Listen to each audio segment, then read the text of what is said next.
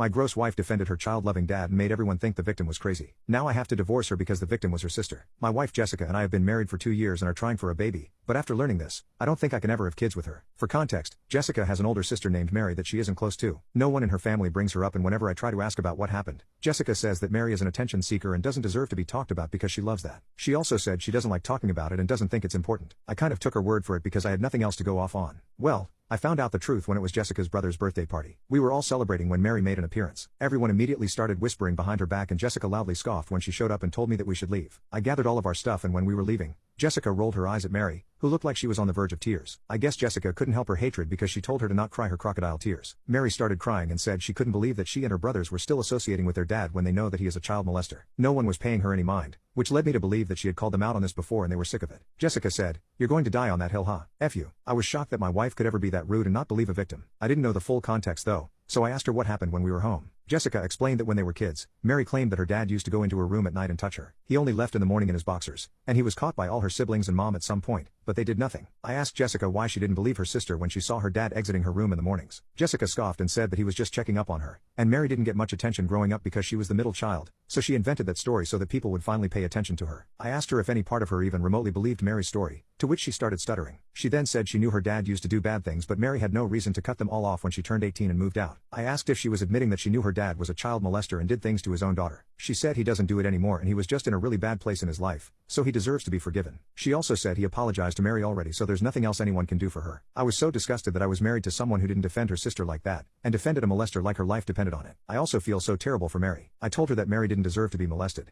and she was a terrible sister for letting that happen to her, and ostracizing her for it. I told her that I couldn't believe she made it seem like Mary did something wrong when she was a victim all her life. I could have never imagined that this is what happened. And all this time, she dismissed this topic like it was gossip, when her dad had committed a crime and her family did nothing to get him behind bars. Then, I remembered that I've been trying to get pregnant with this woman, but I couldn't let that happen anymore. I asked her if she really expected me to be willing to have that man around our future children. I would never feel safe with him being around them. What if they sit on his lap and he gets turned on? What if he stays over and goes into their room? What if they become a victim too and instead of defending our kid, she takes his side? When I raised all these questions to her, she got angry and started shouting that I was judging him off something that happened 2 decades ago. And whether I like it or not, he is going to be our child's grandpa and he will be in their lives. I said if she insists on it, we need to hold off on having kids and have serious conversations about it. This hurt her a lot because she's been dreaming of being a mother all her life and we've been trying but nothing has been working. And now I'm not going to try anymore. Honestly, I think this struggle of having kids was a blessing in disguise because I would never want to have babies with her. The next day, I tried talking to her about this again and told her I'm not okay with her brushing her father's crimes under the rug. She was just staring at me in a very chilling way, almost like she was indifferent to whatever I had to say and just wanted it to be over. I had never felt so disgusted with a person before. I told her I needed time to myself and I would leave and think about what I wanted to do. Suddenly she was paying attention and she was shocked and panicked. She started begging me not to leave, saying I'll get over it in a few days when we get back to how we usually are and things settle down. She said all families have skeletons in their closet and that this can't define our marriage. I said no and I left the house for a few days. I ignored all her calls and those of her family. I also reached out to Mary and apologized and told her I had no idea what happened to her, but I don't share the same views as Jessica on this matter. She reached out to me and asked to go for coffee and she told me everything her dad did and how her family treated her after she told them. I felt physically sick. She even told me stories about how Jessica told her friends that Mary has a mental condition that causes hallucinations, and that just in case Mary starts rumors about their family, that's why. A lot of people still believe Mary has a mental condition because of Jessica. I was baffled that she went through great lengths to get her father to seem so innocent. I knew after that talk that I had to end things with Jessica, so I went to our house and told her I want a divorce because I cannot stand the thought of being her husband and a part of their disgusting family. All she did was cry and ask, all this for her. I knew then that she hadn't changed. She was still the same person that did all of those things to Mary, and she was still doing them. This was not the woman I wanted to spend the rest of my life with and have kids with.